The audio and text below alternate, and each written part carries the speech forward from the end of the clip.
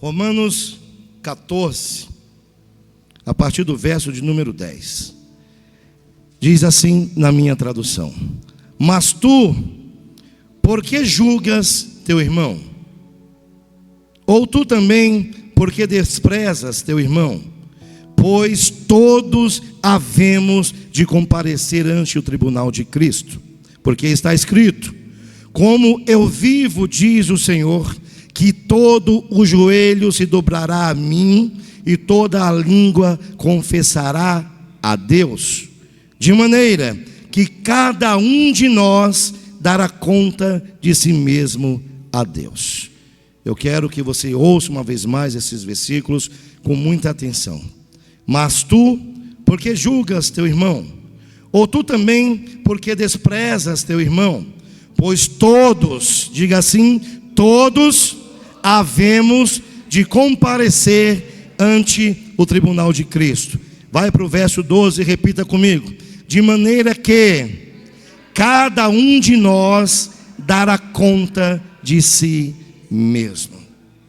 Meus irmãos, cada um de nós dará conta de si mesmo. Isso te assusta? Isso te deixa em desespero de alma? Saber que um dia você será colocado diante do Senhor e você mesmo dará conta de si para Deus. Pastor, o que isso significa? Há uma ocasião, meus irmãos, que nenhum de nós vai conseguir evitar. Nenhum de nós. Nenhum. Não há exceção para esta regra. Um rico pode adiar ou resolver uma dívida. Um advogado pode achar uma brecha na lei e adiar uma decisão. A gente pode fazer muitas coisas com a capacidade que Deus nos deu. Mas de uma coisa, nenhum de nós escapará. Nenhum de nós escapará.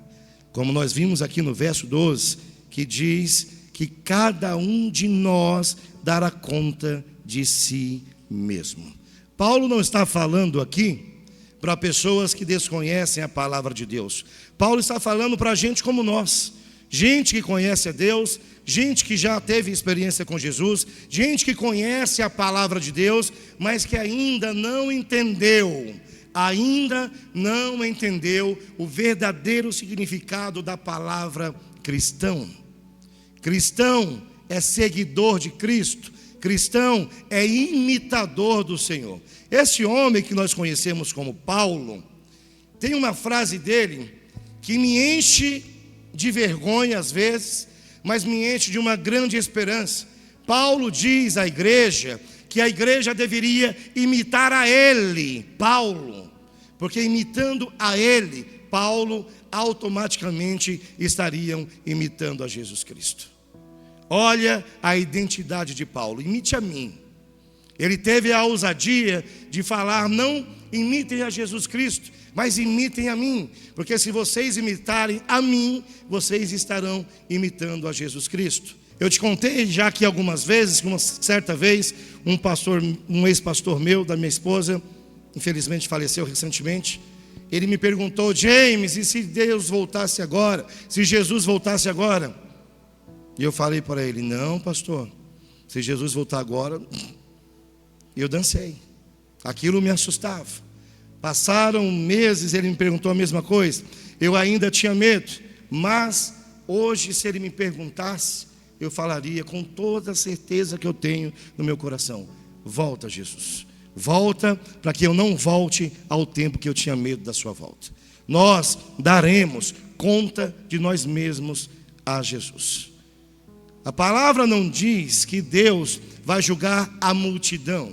Deus não vai chegar: estado de São Paulo, se coloque diante de mim. Deus não vai chegar e dizer: Fortaleza, se coloque diante de mim. Deus não vai falar para o povo do Rio: cariocas, se coloquem diante de mim. Não. Deus chamará cada um de nós, um a um, e nós teremos de dar conta de nós mesmos. Nós teremos que dar conta de nós mesmos. Você está pronto para ser o seu advogado? É o momento em que não haverá mais tempo para arrependimento. É um momento que não dará mais tempo de voltar atrás, de mudar a decisão, de pensar diferente, de agir diferente. É um momento em que você vai prestar conta ao seu Deus. Não há como fugir, não há como mentir, não há como enganar. E há um detalhe que isso deveria já tocar no teu coração. Toda a terra verá você diante de Deus. Ah, mas eu pequei, ninguém viu. Ah, mas eu menti, ninguém viu. Ah, mas eu forniquei, ninguém viu. Eu adulterei, ninguém viu. Eu roubei, ninguém viu. Deus viu. E o diabo também vê. Tudo aquilo que nós fazemos é visto por Deus, mas também é visto pelo diabo. Há um encontro marcado entre você e Deus no grande e temível dia do Senhor. Pastor, o senhor quer me amedrontar? Se for necessário, sim, eu quero que você tenha medo.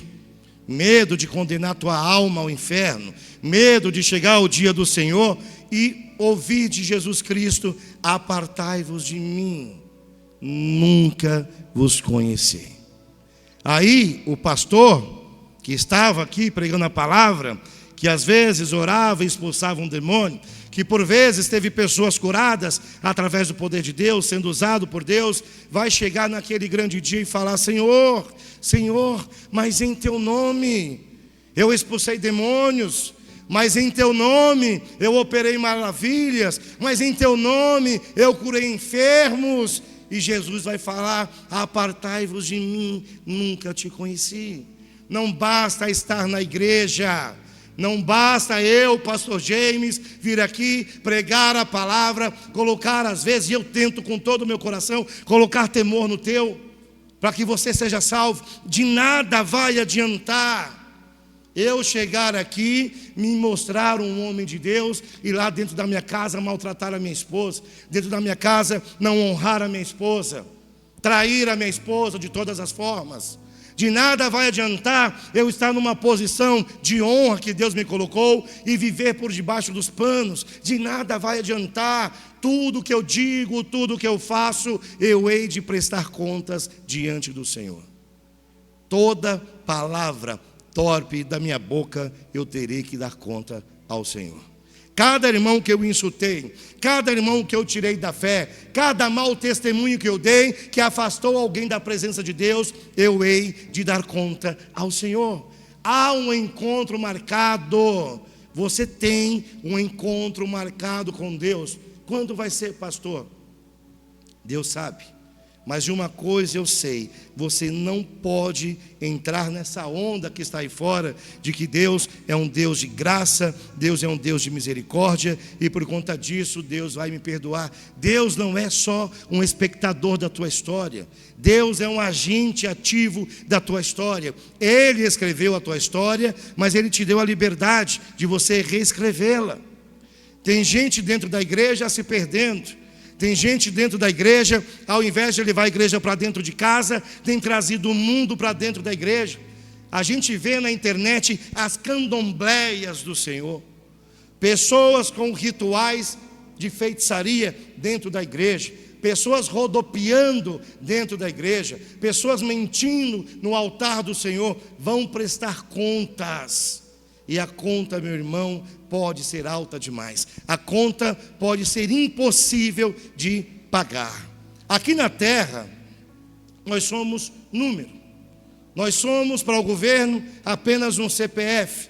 Nós somos no meio de uma multidão apenas mais uma pessoa. Nós não somos nada diante de toda a grande multidão. Mas para Deus nós somos um indivíduo especial. Um indivíduo criado por Ele. Por Ele, Deus não quer perder a tua alma. O teu espírito vai voltar para Ele, é dele. Mas a tua alma vai ter um destino que é você quem vai decidir. Diga assim: eu hei de prestar conta de mim. Diante de Deus não existe uma multidão. Diante de Deus não existe a multidão.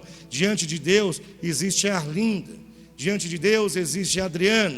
Existe o José, existe o James. Diante de Deus não há multidão. as tuas ações não se escondem no meio do povo, nada está oculto aos olhos do Senhor. Lá em Hebreus diz que tudo é nu e aparente aos olhos de Deus. E tudo que é nu e aparente aos olhos de Deus, nós temos de dar conta. E eu vou te perguntar uma vez mais: você está pronto? Está pronta para ser o seu advogado e a sua advogada? Você vai ter condição nesse dia de olhar nos olhos do Senhor e prestar a tua conta com a sua alma em paz? Ou nós seremos chamados para ser julgados e não como testemunhas? Jesus vem buscar a sua igreja, sim ou não?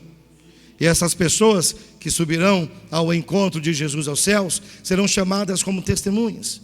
E nós seremos as testemunhas, seremos os juízes ou seremos os réus diante do Senhor? A decisão é tomada agora. Esta condição é definida por você agora. Talvez alguém vai perguntar um dia para você: como é que está a tua igreja? Gente, Deus não vai perguntar como é que estava a tua igreja. Deus vai perguntar como estava o teu coração. Como estava o teu coração? Deus não vai perguntar para você: o seu pastor pregava bonito, o teu pastor pregava bem. Ele vai perguntar: o que é que você fez com as palavras que você ouviu? Não tem como eu transferir a minha responsabilidade espiritual para ninguém. Eu darei conta de mim. Ponha isso no seu coração. Você dará conta de toda a ação que você tomar. Imagine assim, diante de Deus, Deus olhando e te perguntando: eu falei com você? Eu mandei alguém falar para você ao meu respeito? Eu te dei acesso à minha palavra? Eu te dei acesso aos meus propósitos? Eu te dei acesso ao meu reino? Sim ou não? E você será obrigado a dizer: sim, Senhor, o Senhor me deu. E o que você fez com tudo o que eu te entreguei? O que é que você fez com cada ministração que você ouviu na igreja? O que é que você fez com cada vez que eu falei contigo através de um louvor? O que é que você fez com aquela pessoa que eu mandei falar contigo num dia de angústia e também num dia de alegria? Porque nós lembramos de Deus no dia do desespero. Nós clamamos ao Senhor no dia do desespero, da angústia, do medo, da incerteza, da insegurança. Mas quando tudo vai bem, quem é que se lembra de Deus? Eu estou abençoado, eu estou seguro, a minha esposa está bem, os nossos filhos estão bem, a minha vida financeira está boa, minha saúde está perfeita. Por que é que eu vou querer saber de Deus? Porque é Deus quem te entrega tudo isso. Tudo isso que você tem hoje é entregue por Deus, nada nos pertence. A Helena não é minha, ela está minha, sob os meus cuidados. Deus confiou Helena e todos os nossos filhos a mim, a nós. Mas nada me pertence, nada te pertence. A tua alma não é tua. Você entende isso? A tua alma não é tua. O que é teu é apenas o destino que você vai dar para ela. Tem gente que vem na igreja, olha o defeito do pastor, olha o defeito da irmã, olha o defeito do irmão. O pastor falou uma palavra errada, olha lá, está falando errado de novo. Mas não olha para si. A gente tem que olhar para nós mesmos, gente. É para nós. De que adianta você olhar para a pastora Sueli, se preocupar com a vida dela, se preocupar com a condição dela e esquecer da tua? Do que adianta? Do que adianta você olhar para a pastora Adriana e falar: não, mas a pastora é pastora, ela deveria falar de outro jeito, ela deveria andar de outro jeito, ela deveria se vestir de outro jeito. Uma vez uma pastora falou para ela e para mim, lá perto de casa: ai, quando a gente fala de vocês, que alguém não sabe quem é aqueles que se vestem diferente. Um próprio pastor falando isso. Uma pastora já falecida falando isso. Ai, vocês se vestem diferente. E, gente, com todo o respeito, o que é que tem a ver a roupa que eu uso com a minha salvação? O que é que tem a ver a forma que eu falo, desde que eu não dê mau testemunho, com a minha salvação? Qual é a preocupação que eu devo ter com o teu cabelo, com a tua roupa? Se você veio com a mesma blusa, se você veio com o mesmo sapato, isso não me diz respeito. O que me diz respeito é prestar conta do cuidado que eu tive com a tua alma. É isso que eu tenho que olhar, é para o cuidado que eu tenho tido com a tua alma. Eu vou prestar conta de cada um de vocês. Acredite no que eu estou te falando. Pastor Jefferson dará conta de cada um de vocês. Pastora Sueli, pastora Adriana dará conta de cada um de vocês, porque Deus confiou a alma, a salvação de vocês a nós. Mas não adianta eu te trazer a verdade e você tapar os seus ouvidos. Não adianta eu te dar a direção e você escolher seguir outro caminho. O meu papel eu tenho procurado fazer. Quando Deus me perguntar o que foi que você fez com as almas que eu te entreguei, eu vou poder olhar nos olhos do Senhor e vou dizer: meu Pai, a palavra que o Senhor mandou eu pregar, eu preguei. A verdade que o Senhor mandou eu falar, incomodando ou não, eu falei. Eu falei. Tem gente preocupada em encher a igreja de gente vazia. Eu já te falei, isso não é a minha preocupação. Se tiverem 2 pessoas nessa reunião e as 2 forem salvas, eu vou olhar para Deus e falar: meu Pai, eu cuidei daquilo que o Senhor me entregou. Eu vou dar conta do meu ministério. Eu vou dar conta do tratamento que eu tenho com minha esposa. Eu vou dar conta do tratamento que eu tenho com cada um de vocês. E você dará conta dos seus atos. Coloca isso no teu coração. Você dará conta de si no dia do Senhor. E eu quero te perguntar mais uma vez: você está pronto? Você está pronta para ser o seu advogado e a sua advogada? Quando Deus te colocar na balança dele, você será achado em falta? O momento de despertar é agora. É agora. Agora, não é amanhã, não é depois de amanhã. Tem que ser hoje, tem que ser agora. Eu sempre falo e não me canso de repetir: eu não sei se eu volto para casa hoje, mas eu sei para onde a minha alma vai. Você sabe para onde a sua alma vai hoje? Eu não estou te acusando, eu estou te alertando. Você sabe qual é o destino da tua alma? Quando você pensa: eu vou morrer, você tem paz no coração? Ou você entra em desespero: meu Deus, me dá mais um tempo, Senhor, me dá mais uma chance, Senhor, me dá outra oportunidade. Quantas mais você vai precisar?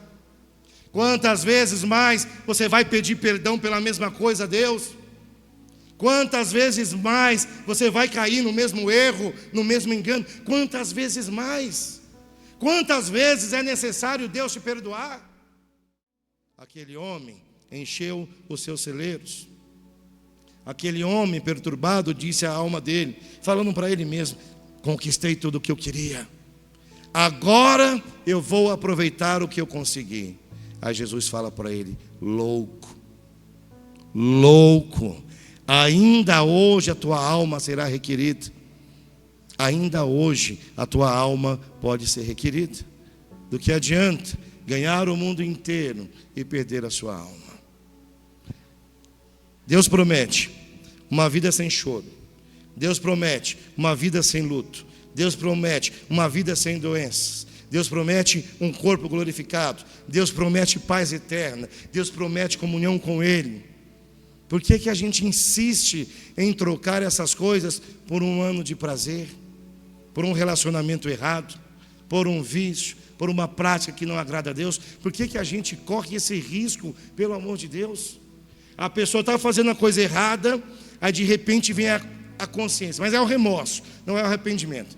Meu Deus, me perdoa. Aí vira para a cama: meu Deus, se eu morrer agora eu vou para o inferno. Para que correr esse risco? Por que não se entregar de corpo, alma, mente e coração a Deus? O que a gente tem, de verdade, o que a gente tem a perder nos entregando a Deus? Tem gente construindo carreira, desesperado, não casa, não tem filho, porque quer construir uma carreira. Aí acaba a carreira dela e a alma dela vai para o inferno, porque não se entregou a Deus. Do que adianta? Do que adianta? Gente, eu não estou dizendo que você não tem que lutar. Você tem que lutar. Deus não é com preguiçoso. Eu não estou dizendo que você não tem que trabalhar. Tem que trabalhar e duro, porque Deus abençoa aquele que levanta, aquele que vai para frente, vai para cima. Você tem que conquistar. Deus não quer que a sua vida seja uma vida de miséria. Você tem que ter um carro bom. A pastora Sueli com o pastor Luciano, graças ao bom Deus, conseguiram agora uma conquista nova. Aqueles que são de Deus olham para as conquistas deles e se alegram. Que bênção do Senhor. Que bênção do Senhor. Tem que conquistar. Mas a conquista maior é a presença de Deus em nós. A conquista maior é a nossa salvação. É a nossa salvação. A gente precisa ter uma vida boa, feliz, próspera, mas a gente precisa ser salvo, meu irmão. A gente precisa de salvação. Salvação. Você vai prestar contas de tudo aquilo que Deus te entregou. Entende isso? Gente que preserva o patrimônio, mas destrói o chamado que Deus tem. Não adianta nada. Diga assim: o julgamento não revelará algo novo para Deus. Diga: revelará a verdade para nós. Deus não precisa te investigar, não. Deus não precisa colocar alguém aqui para ficar te vigiando e contar tudo para ele, não. Ele está vendo tudo. Tudo, acredite, tudo é visto por Deus. Mas como é que Deus consegue ver? Eu não sei. Ele é Deus. Ah, Deus tem 1 milhão de olhos? Eu não sei. Ele é Deus. Ele é Deus. Tudo o que Deus vai falar a teu respeito não vai ser nenhuma revelação. Eu posso esconder algo da igreja, posso esconder algo da minha esposa, posso esconder algo do bispo, mas e de Deus, como é que eu consigo esconder? Do diabo, como é que eu consigo esconder? Como é que eu consigo esconder? Eu hei de dar conta. Ninguém consegue se esconder naquele dia. Lá em Apocalipse diz que os céus e a terra fugirão no dia do julgamento. Aí um dia eu estava pensando: como assim a terra e os céus fugirão? O que significa? Aí Deus falou comigo: não vai ter para onde correr. Não vai ter terra para você se esconder, não vai ter montanha, você não vai conseguir ficar numa nuvem, não tem para onde correr. Os céus e a terra fugirão. É você, o tribunal de Cristo, Deus e Jesus te perguntando: o que foi que você fez com o que eu te dei? Eita, pergunta que me assusta. O que foi que você fez com aquilo que eu te entreguei? Eita, pergunta que tira a paz do coração daquele que não tem vida com Cristo. O que foi que você fez, Gênesis? Pai, eu fiz tudo o que o Senhor pediu dentro da minha força. Tudo o que o Senhor me permitiu fazer, eu fiz. Eu não me escondi. Eu não me escondi. Eu falei, eu toquei na ferida de muitos. Muita gente deixou até Deus de ir na reunião, porque falava: esse pastor aí só fala de inferno, esse pastor só fala de pecado. Eu vou falar do quê? Se você continuar pecando, você vai ser salvo? Não. Ezequiel 3,18 diz que aquele que vê o irmão em pecado e não o alerta para a salvação, vai ter o sangue dele requerido por Deus. Imagine Deus, dona Benta, olhando para a senhora: aquela alma lá que eu dei para a senhora cuidar, eu quero o sangue dela aqui, ó. Por quê? Não cuidou, deixou morrer no pecado. Ah, pastor, mas eu não posso julgar ninguém. Você não pode julgar ninguém se você estiver fazendo a mesma coisa que ela. Você não pode julgar ninguém se você não tiver com base na palavra de Deus. Como é que eu vou ver você pecando e não vou falar com você porque a sua vida é sua? A sua vida não é sua, não. Sua vida é de Deus. Ah, mas eu tenho livre-arbítrio. Está aqui, ó. Todas as páginas do seu livre-arbítrio. 66 livros com seu livre-arbítrio. Como é que eu vou ficar ignorando uma ordem de Deus de alertar você porque a sua vida não me diz respeito? Ah, eu não posso falar com aquele irmão, não. Está vendo o irmão traindo a mulher, mas não fala com o irmão. Ah, não é da minha conta. Não é minha filha, não é minha irmã, não é minha mãe.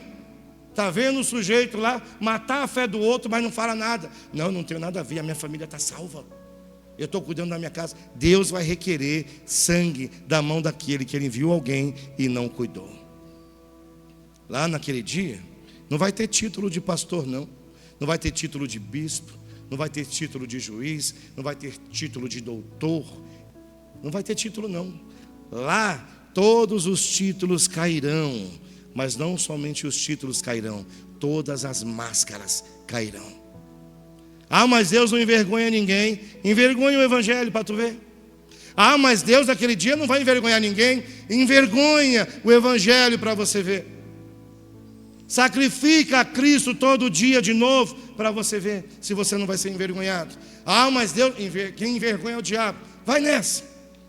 Vai brincando com a palavra de Deus, para ver se Deus não vai te envergonhar. A palavra que muitos rejeitam hoje é a palavra que vai ser usada no grande e terrível dia do Senhor para a condenação. Não sabia que devia honrar pai e mãe? Vai falar para o jovem. O jovem sabia. Uma vez eu vi uma pregação de um pastor famoso, e eu me lembrei até dele agora. Ele estava falando a respeito do julgamento final. Estou acabando já, gente. Aí ele falava isso. Não sabia que você deveria honrar o seu pai e sua mãe? Sabia. Não te avisaram que deveria honrar, que era o primeiro mandamento, com promessa? Sabia. Por que você não obedeceu? Ah, Senhor, lago de fogo. Não sabias que não deveria adorar outros deuses? Sabia, Senhor. E você continua adorando a Aparecida? Sim, Senhor, lago de fogo. Não sabia que não deveria trair a tua esposa? Não sabia que no reino o adúltero não entra? Sabia, sim, Senhor. Não te avisaram ou avisaram o Senhor? E por que você continuou? Não sei, Senhor, lago de fogo. Ai, pastor, será?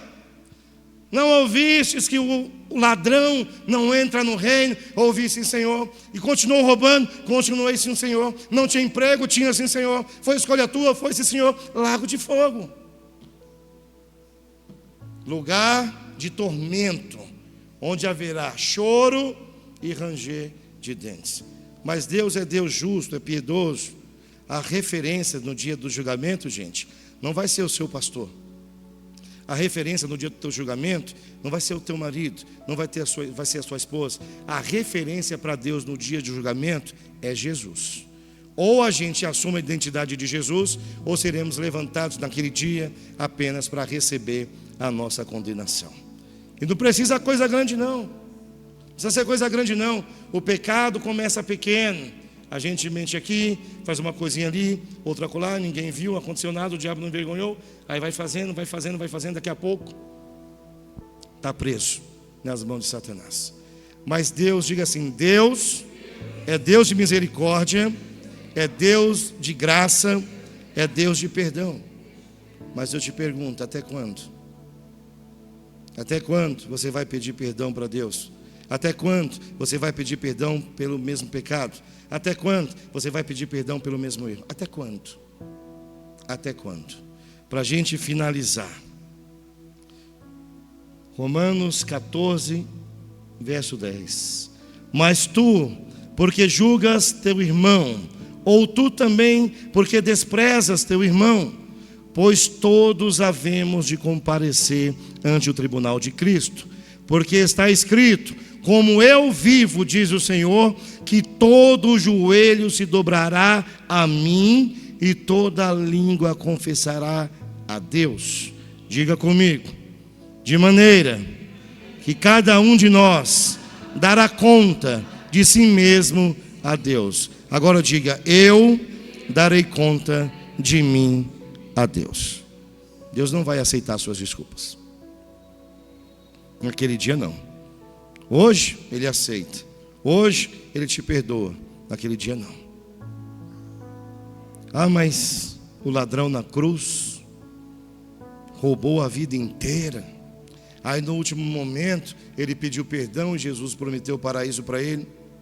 Quanta gente a gente vê na rua e tomando um tiro na cabeça? Teve tempo de se arrepender? Não. Quanta gente está atravessando a rua para trabalhar, vem um carro, atropela e mata. Teve tempo de se arrepender? Não. Naquela cruz, naquele ladrão, havia uma lição a ser ensinada. Qual? O arrependimento. Se arrependa, se converta, e Deus vai te perdoar e vai te salvar. Mas não ache que aquela cena da cruz vai se repetir. Estou sujo, estou na lama, estou nas trevas, estou no pecado, estou na escuridão, estou blasfemando contra Deus, estou cuspindo na cruz. Aí Deus vai simplesmente falar: vem, filho, eu te perdoo. E aquela pessoa que viveu em santidade a vida inteira vai falar para Deus: ô Senhor, e aí? Eu podia fazer todas essas coisas, eu não sabia? Deus é justo.